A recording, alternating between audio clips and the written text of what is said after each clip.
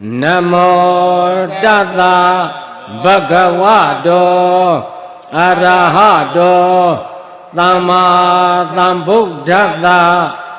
Thunatu Me Bhante Sangho Yata Sanghena Dima Samada Samana Samvasa Ekupatha Yadhi Samghata Padakalam Sangho Tam Dimam Samuhaniya Samana Samvasam Ekupatha Eva Nyati Thunatu Me Bhante Sangho Yata Sanghena Dima Samada Samana Samvasa Ekupatha Sangho Tam Dimam Samuhanati Samana Samvasa Ekupatha Yata Yatamato Khapmati Eteta Dimaya Samana Samvasaya Ekupatha Samogado Thodo Nasa Yata Net Khapmati Thobatheya Samuhada Sathima Sanghena Samana Samvasa Ekupatha Khapmati Sanghata Dasamadoni Ewa Metan Dharayami Sadhu Sadhu Sadhu Eri Kamovaga Samana Samvasa Thoda Samana Adudu Samvasa Nethan Yare Neyama Yarana Thuma Ne Nede Ludari Nede Neyama Luda Luda Achinjenda Nethan Queen Shidi Luda Go Yamume Andare Bumeha Manamya Akong Thotin Shenlen Piete Kama Wazalu Naleva Didaka Pame Kamwajado Pinya Jeka Thutema Tayai Pare Iman Arama Lu Tangaromyaga Yu Pat Tare Se Laye Arama to the Pali de Magadari Arama to the Myamalu Waino Winno Parawono Chano Bo Navdaka Tangaromyaga Iman Krihalu Yolai Ditema Shi Nede Assault a Onwe Alone Lo Naleva Tadanam Buddhana Tadanam Konesugondo Buddhana Payashin Yidwe Soda Di Pinyado Ana Dedanado Go Pinyado Mude Payashin Yidwega Tadanam Konesude Vibhati Thikhi with the Bukagu Sankona Gong Katapa Godama so that Payakonesuye a two pinyado Ana Dedanado Lo two bido pure lighter Pelo Bogo Ma Mi to a Kaya Bunelo Mayabu no Alo Shanya Shaja Pejaya Rebo Tikamwa Pato Debido do Pelu a Jew the Yabarum Paya to the Anandara Yika Ziwitana Anandara Yika Andare Gimbido Ziwita Ateku Shizide Ludilo Sude Pabulo Dilo Bioa Rome Soda Zurua Ju Dembido Kagwe Tabi ကျိုတင်ပြီးတော့ကာကွယ်ထားတော့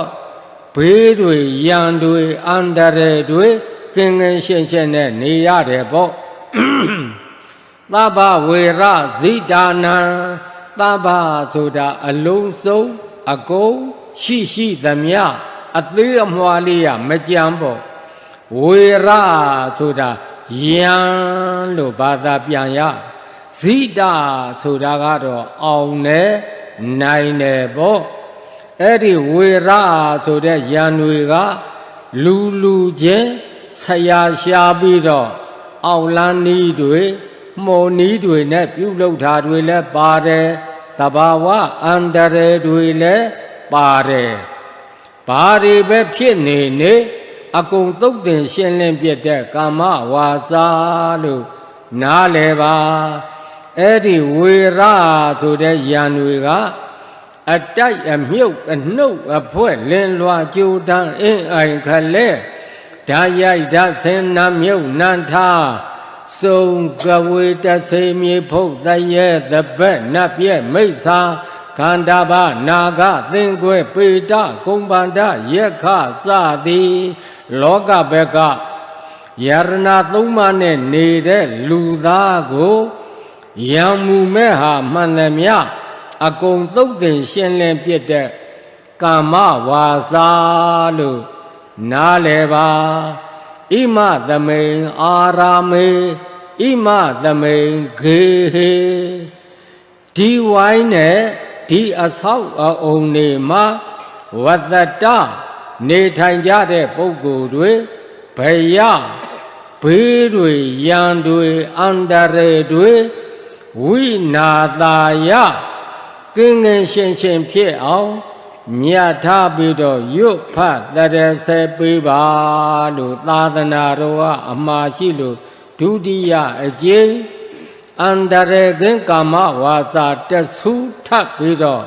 ရွတ်ဖတ်တရစေပြီးတော့သုတ်သင်ရှင်းလင်းကြရအောင်နာကြားကြရအောင်နမောတတ္တ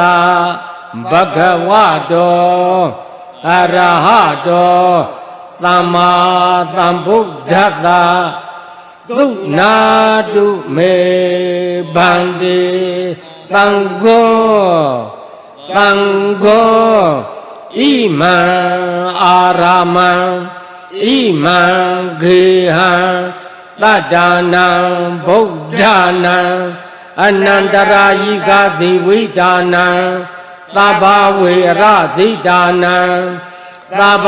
ဝေရာဘိဘဝတံအာနုဘာဝေနအနန္တရာယိကံပရိတံတာနံလေနံပရာယနံကရေယဣမသမိန်အာရာမေဣမသမိန်ဂေဟေဝတ္တတံဘယဝိနာသာယဗပရိသယဝိနောဒနာယဖာတုဝိဟာရာယဧသာညတ္တိသုနာတုမေဗန္တိသံဃောဣမံအာရမံဣမံဂေဟံတတ္တနံဗုဒ္ဓနာအနန္တရာယိကဇိဝိတာနံသဗ္ဗဝေရဇိတာနံသဗ္ဗဝေရာဘိဘဝတံအာနုဘာဝေနအနန္တရာယိကံပရိတံဒါနံနံပရာယနံကရောတိဣမသမိန်အာရာမေဣမသမိန်ဂေဟေဝတ္တတံဘယဝိနာသာယသဗ္ဗပရိသယဝိနောဒနာယဖာတုဝိဟာရာယယတာယတမတောခတ်မတိဣမသာအာရမသာဣမသာဂေဟသာတတ္တနံဗုဒ္ဓနာအာနုဘာဝေနအနန္တရာယိကသာပရိတ္တသာဒါနသာလေနသာပ ปรายนาตากรณังโตตุนาตายาตาเนขัดมติโตบาติยาดุติยัมปิเอตมัทธังวดามิตติยัมปิเอตมัทธังวดามิกโดตังเกนะอายังอารามโมอายังเกโหตัดานังบุตธานังอนุภาเวนะอนันตรายิโกปริโตตาโนลีโนปรายโนขับมติตังกัตตาตัตมาตุนิเอวะเมตังดาเดยามิสาธุสาธุสาธุမိမိတို့အိမ်မိမိတို့အဆောင်များနှင့်တကဝမိမိတို့ဝိုင်းမိမိတို့ရက်ွက်မိမိတို့နယ်မြေမိမိတို့မြို့ပါဘေးကင်းရန်ကင်းအန္တရာယ်ကင်းဖို့ရာဒေသနာသမုတ်ကံတိကပရိဓမေဆက်ရွတ်ဖတ်တရစေနာကြားကြရအောင်သမန္တာသက္ကဝါလိသူအတ္တရာခိသန္တုဒေဝတာသာဓမ္မမုနိရာဇသာသုဏန္တုသက္ကမောက္ခတံဓမ္မသဝနာကာလောအယံဘာဒန္တာဓမ္မသဝနာကာလောအယံဘာဒန္တာဓမ္မသဝနာကာလောအယံဘာဒန္တာနမောတသဗ္ဗဂဝတောအရဟတောသမ္မာသမ္ဗုဒ္ဓတ္တနမောတသဗ္ဗဂဝတောအရဟတောသမ္မာသမ္ဗုဒ္ဓတ္တနမောတသဗ္ဗဂဝတောအရဟတောသမ္မာသမ္ဗုဒ္ဓတ္တယတာနုဘဝတောယေခာနေဝဒသင်တိပိသနံယမိစေဝနုယုံသံတော်ရတ္တိတိဝမတန္တိတောသုခံသုပတိသုတ်တော်သပပံကိဉ္စီနပသတိဧဝမာတိဂုဏုပေတံပရိတံတံပနာမဟေကာရဏိယမထာကုသလေနာယန္တတန္တံပဒံအဘိသမေဇာသေကောဥဇုဇာသုဇုဇာသူဝသောသသမုဒုနာတိမာနိတန္တုတကောဇာသုဘရောဇာအပကိသောဇာတန္လဟုကဝုတ်တိတန္တိန္ဒရိယောဇာနိပကောဇာအပကဘောကုလေသောနာနုဂိတောနာဇာခုတ်ဓမ္မာသတိကိဉ္စီယေနဝိညုပရိဥပဝတိယုံသုခိနောဝါခေမိနောဟွန်တုသဗ္ဗတတ္တာဘုံတုသုခိတတ္တာယေကေစိပါဏာဗုဒ္ဓတိတတဝါထာဝရဝနဝသေတာဒီဃဝါယေဝမဟန္တာမေသိမာရတ္တကအနုကထူလာဒိဋ္ဌာဝါယေဝအဒိဋ္ဌာယေဝဒုရေဝတန္တိအဝိဒုရေဗုဒ္ဓဝါသံဘဝေသေဝသဗ္ဗတတ္တာဘုံတုသုခိတတ္တာနာပရောပရဏိဂုပ္ပေထာနာတိမေညေထာကတ္တာသီနာဂိဉ္စီဗျာရောသနာပတိကသင်ညာနေညာမေညာသဒုက္ခမိတ်စေယမာတာယထာနိယံဗုဒ္ဓမာယုသာဧကဗုဒ္ဓမနုရခေဧဝံပိသဗ္ဗဗုတေသုမာနသံဘာဝယေအပရိမာဏံဩမေတေဇာသဗ္ဗလောကသမိမာနသံဘာဝယေအပရိမာဏံဩဒံအထောဇာတိတိယံသအတံဘာရံအဝေရမသဗ္ဗတံတေထံသရဏိသိဏောဝါသယာနောယာဝတ္တသဝိဒမိတောဧတံတတေအဒိဋ္ဌိယာဗျမမေတံဝိဟာရမေတ္တမဟုဒိဋ္ဌိသအနုပကမ္မသီလဝါဒသနေနသံပါနောကာမေသူဝိနိယဂေတံနာဟိဇာဒုက္ခပသေယပုဏ္ဏရေတိ ပုရိတံဗောဓိသံပါရိနိဗ္ဗာတံဝတ္တဇာတိယံယတာတိစေနာဒါဝေကိမဟာတတံဝိဝေဇယိထေယရတသာရိဗုဒ္ဓသာလောကနာထေနဘာတိတံကပ္ပထာယေမဟာတေသံပရိဒံတံပနာမဟေအထိလောကေသီလဂုဏောသစ္ဆံသောစေယနုဒ္ဒယတေနာသစ္စေနာကာဟာမိသစ္စာကိရိယမနုဒ္ဒရံအာဝိဇတဝဓမ္မဗလံသရိတဝပုပ္ပကေစီနေသစ္စာဗလာမောတာယသစ္စာကိရိယမကသဟံတန္တိပကအပတနာတန္တိပါဒာအဝိဇနာမာတာပိဒာသနေခန္ဓာဇာတဝေဒပတိကမသာဟသစ္စေကတိမေရှံမာပိစလိတောသိခိဝိဇေတိသောလတဂရိသာနိဥဒကံပတ္တဝါယထာသိခိသစ္စေနာမေသမောနာတိဧတာမေသစ္စာပါရမီဣတိပိသောဘဂဝါအရဟံသမ္မာသမ္ဗုဒ္ဓော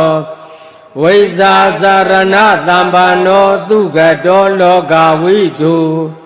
အနုတ္တရောပုရိသဓမ္မတရတိသတ္ထဒေဝမနုဿာနံဗုဒ္ဓောဘဂဝါသွက္ခာတောဘဂဝတာဓမ္မောတန်ဒိဋ္ဌိကောအကာလိကောဧဟိပတိကောဩပနေယိကောပိစ္ဆဒံဝေဒိတာဘောဝိညူဟိသောပတိပန္နောဘဂဝတောသာဝကသံဃောဥဇုပတိပန္နောဘဂဝတောသာဝကသံဃောညာယပတိပန္နောဘဂဝတောသာဝကသံဃောသာမိစိတ်ပฏิပန္နောဘဂဝတောသာဝကသံဃောယတိတံသတ္တာရိပုရိသယုဂာနိအထာပုရိသပုဂ္ဂလာဧသဘဂဝတောသာဝကသံဃောအာဟုနေယောပါဟုနေယောဒက္ခိနေယောအင်ဇလိကာရဏီယောအနုတ္တရံပုညခေတံလောကသာဧဝံဗုဒ္ဓံသတ္တံဓမ္မံသံဃေသဘိကဝောဘယံဝါသံဘိတတံဝါလောမဟံသောနာဟိတတိယန္တုန်နိမိတံဝမင်္ဂလင်္စာယောသမနာဘောတကုဏသသတောပါပေကဟောဒုက္ခုပိနာအကန္တံဗုဒ္ဓ ानु ဘာဝေနဝိနာသမေတုယန္တုန်နိမိတံဝမင်္ဂလင်္စာယောသမနာဘောတကုဏသသတော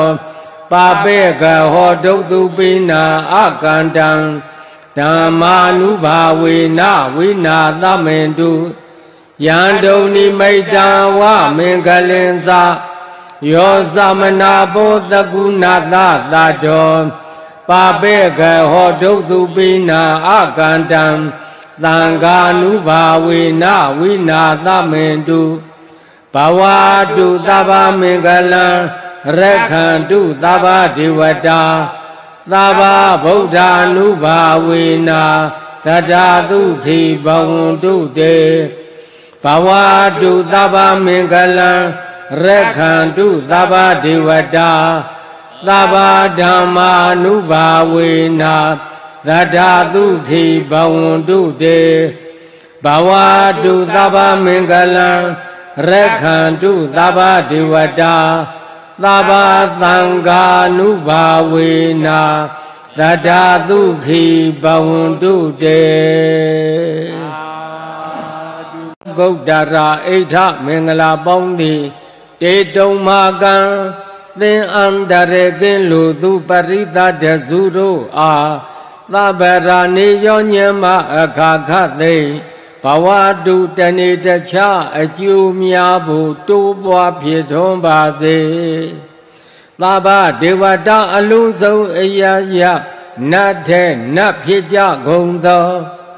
သမ္မာဓိဝါနတ်မြတ်နတ်ကောင်းနတ်အပေါင်းတို့သည်ဝါသဗ္ဗဒေဝတာကိုယ်ဆောင်နာအိမ်ဆောင်နာအယံဆောင်နာ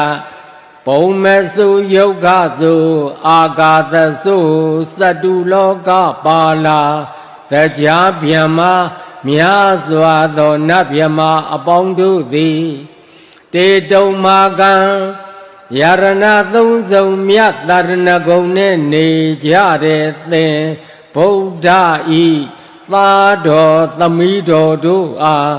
သဗ္ဗရာနေရောညင်မအခါခသိရခန္တုကောင်းစွာမသွေဆောင်နိုင်ကြပါစေကုန်သတည်း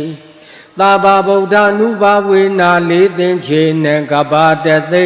ရှစ်သင်္ချေနဲ့ကဘာတသိ16သင်္ချေနဲ့ကဘာတသိ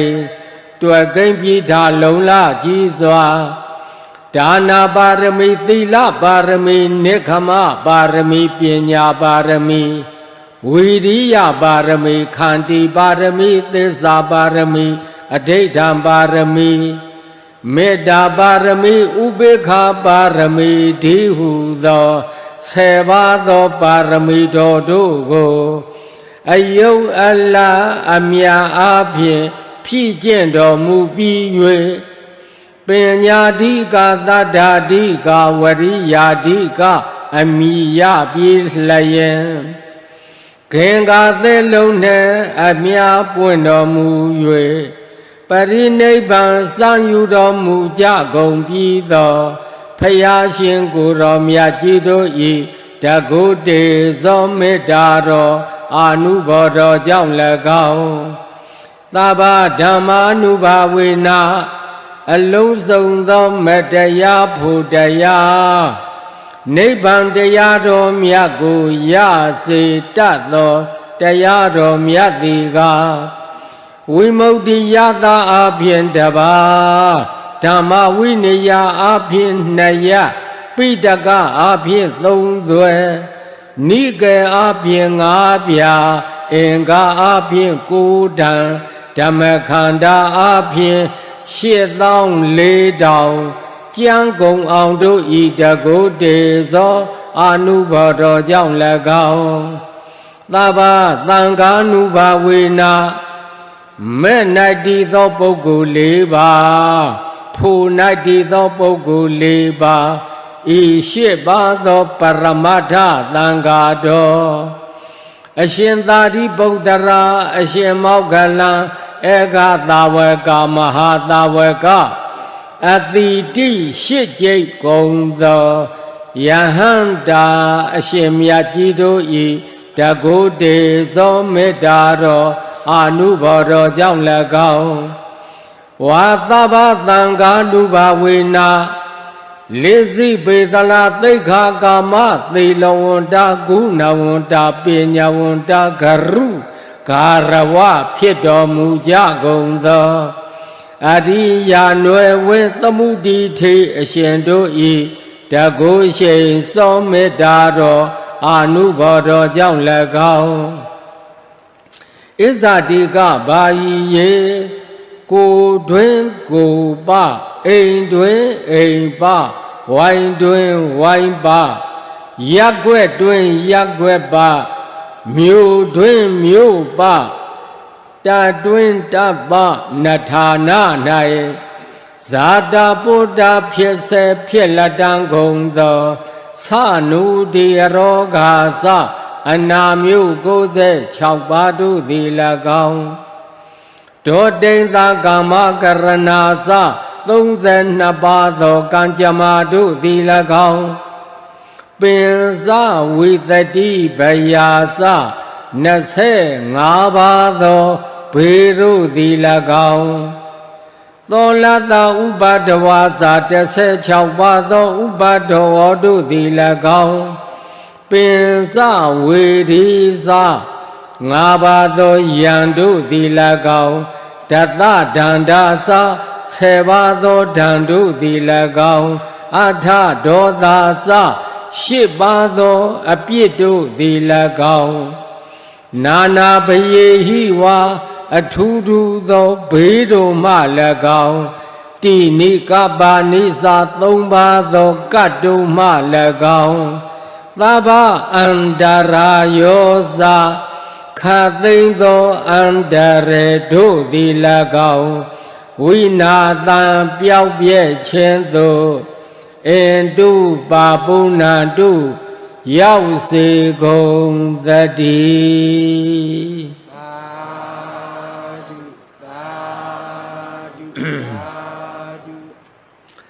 လုံးစုံများစွာတတ္တဝါချမ်းသာကိုယ်စိတ်မြဲပါစေဥပါယံဘေးကင်းစင်ဝေးငြိမ်းအေးကြပါစေကြောက်တမကြောက်တနှစ်ရများစွာတတ္တဝါချမ်းသာကိုယ်စိတ်မြဲပါစေဥပါယံဘေးကင်းစင်ဝေးငြိမ်းအေးကြပါစေမြင်အပ်မမြင်အပ်နှစ်ရများစွာတတ္တဝါချမ်းသာကိုယ်စိတ်မြဲပါစေဥပါယံဘေးကင်းစင်ဝေးငြိမ်းအေးကြပါစေဝေနေနီနေနတ်ထွေများစွာတတ္တဝါချမ်းသာကိုယ်စိတ်မြဲပါစေဥပါယံဘေးကင်းစင်ဝေးငြိမ်းအေးကြပါစေဘဝဇာဆုံးမဆုံးများစွာတတ္တဝါချမ်းသာကိုယ်စိတ်မြဲပါစေဥပါယံဘေးကင်းစင်ဝေးငြိမ်းအေးကြပါစေရှိတိုအလတ်သုံးရခန္ဓာတတ္တဝါချမ်းသာကိုယ်စိတ်မြဲပါစေဥပါယံဘေးကင်းစင်ဝေးငြိမ်းအေးကြပါစေကြည်ငယ်အလတ်သုံးရခန္ဓာတတ္တဝါချမ်းသာကိုယ်စိတ်မြဲပါစေဥပါယံဘေးကင်းစင်ဝေးငြိမ်းအေးကြပါစေဆူကြုံအလတ်သုံးရခန္ဓာတတ္တဝါချမ်းသာကိုယ်စိတ်မြဲပါစေဥပါယံဘေးကင်းစင်ဝေးငြိမ်းအေးကြပါစေလူအချင်းချင်းလှည့်ပတ်ခြင်းကင်းရှင်ကြပါစေအထင်သေးခြင်းအချင်းချင်းကင်းရှင်ကြပါစေဆင်းရဲလိုခြင်းအချင်းချင်းကင်းရှင်ကြပါစေယသမိန်တိဝတိအကျဉ်နေ၌တယောသူစတိတဓမ္မေသူစရိုက်တရားတို့ကိုပရိပူရဏတိဖြစ်ကျင့်ကြကုန်၏သောဒေဝသောထိုနေသည်သူနက္ခတနက္ခအပေါင်းမကောင်းမရှိအကောင်းအတိသာတိသူမင်္ဂလာအမင်္ဂလာဘယ်အခါမရှိကောင်းမြတ်သောမင်္ဂလာအတိသာတိသုပ္ပပတံအပြည့်ကင်းရှင်ကောင်းသောမိုးလင်းရခြင်းပေတိသူဟုတ်တိတံသာယာတန်ရှင်ကောင်းသောအိယာမှထရခြင်းပေတိသူခနောကျုံလာဆိုင်ရခဏတိုင်းမှာအကောင်းချီသာတိသူမူဟုတ်တော်စမူဟုတ်တိုင်းမှာအကောင်းချီသာတိယသမိန်တိဝတိအကျင့်သူစရိုက်ကျင်ရာနေအခါ၌ဗျံမစာရိသူမြတ်သောအကျင့်ကိုကျင့်လေရှိသူပုဂ္ဂိုလ်တို့၌ယေထံပေအလှူအပူဇော်အပ်သောအလူဒါနာမျိုးသည်သူယေထံအပြည့်ကင်း၍တန်ရှင်းကောင်းမြတ်သောပူဇော်ခြင်းဖြစ်ပါပေ၏တာသမထိုကြောင့်ကာယကမ္မံထိုသူပြုသမျှကာယကံမှုမှန်သမျှသည်ပတ္တခိနာတိုးတက်ကြီးပွားကြောင်းအကောင်းအမြတ်ကြည်သာသည်ဝါစာကမ္မံထိုသူပြောဆိုသမျှဝစီကံမှုမှန်သမျှသည်ပတ္တခိနာတိုးတက်ကြီးပွားကြောင်းအကောင်းအမြတ်ကြည်သာသည်မနောကမ္မံထိုသူကြံစီသမျှအကြံစီမှန်သမျှသည်ပတ္တခိနာတိုးတက်ကြီးပွားကြောင်းအကောင်းအမြတ်ကြည်သာသည် တေတုံမေထိုသင်တို့သည်အထလတ္ထရအပ်သောကောင်းကျိုးရှိကြကုန်သည်သုခိတာကိုရောစိတ်ပါချမ်းသာခြင်းသို့ရောက်ကြကုန်သည်ဗုဒ္ဓသာသနေမြတ်စွာဘုရားအဆုံးအမသာသနာတော်၌ဝိရုံလှတိုးတက်စီကကြီးပွားကြကုန်သည်သုခိတာကိုရောစိတ်ပါချမ်းသာခြင်းသို့ရောက်ကြကုန်သည်ဟုတ်တဝါဖြစ်ကြကုန်၍သဗ္ဗေဟိအလုံးစုံကုန်သောညာတိဘိအဆွေမျိုးတို့နှင့်သာဟတကဝအရောဂယောဂမရှိကြကုန်သည်သုခိတာကိုရောစိတ်ပါချမ်းသာခြင်းသို့ရောက်ကြကုန်သည်ဟောထမုတ်ချမဲ့သွေဖြစ်ကြပါစေကုန်သတ္တိ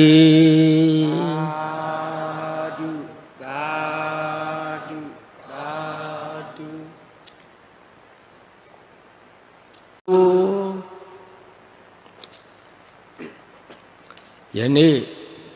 ဘုန်းကြီးတို့တနယ်မြေနဲ့တကဝမိမိတို့မြို့မိမိတို့နယ်ပယ်ပါဘေးကင်းရန်ကင်းအန္တရာယ်ကင်းဖို့ရာဒေသနာသမုတ်ကံတိကပရိဓမ္မဆက်လည်းရွတ်ဖတ်တရဆက်ပြီးပြီ။အိုးသိကြောက်ဝါသံမြေစသည်၌လူသားကိုအန္တရာယ်ဖြစ်စေတတ်တဲ့အကြောင်းချင်းရလက္ခဏာတစ်ခုခုမကောင်းသောဘေးမကောင်းသောရမကောင်းသောဓာတ်မကောင်းသောအန္တရာယ်ရှိကနှုတ်ပဲသုတ်တင်ရှင်းလင်းပြတဲ့သမာနာသံဝါသ